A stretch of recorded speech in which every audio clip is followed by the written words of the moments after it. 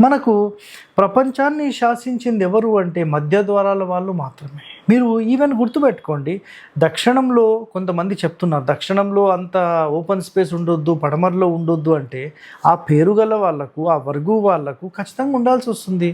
మీకు అమెరికాలో white house చూడండి, దక్షిణమే ఖాళీ స్పేస్ ఉంది. మరి ఇంతకంటే మించి ప్రూఫ్ ఏం కావాలండి? అర్థం చేసుకోవాలి. సో చరిత్రలో నిలిచిన వాళ్ళు చాలామంది మధ్య ద్వారాల వాళ్ళే. అన్ని మతాలలో కూడా చూడండి, కొంచెం సంపాదన ఉన్నా వాళ్ళు హ్యాపీయెస్ట్ లైఫ్ అనేది ఉంటారనమాట. అర్థమైంది, అందరూ మధ్య ద్వారాలే. సో ఈ 30-40 సంవత్సరాల నుంచి మాత్రమే ఇది డ్యామేజ్ అయింది.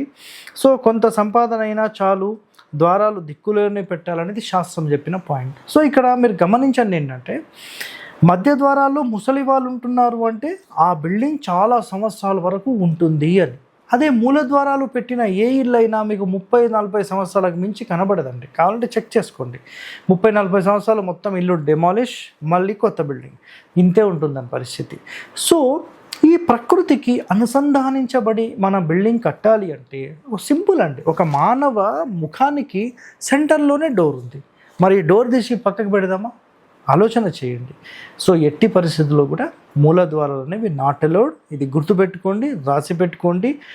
ఒకవేళ సార్ మేము పెట్టుకోలేని పరిస్థితి, అట్లీస్ట్ 3లో పెట్టండి, 4లో పెట్టండి, ప్రయత్నం చేయండి ఎంతవరకు సాధ్యమైతే అంతవరకు. అర్థమైందా?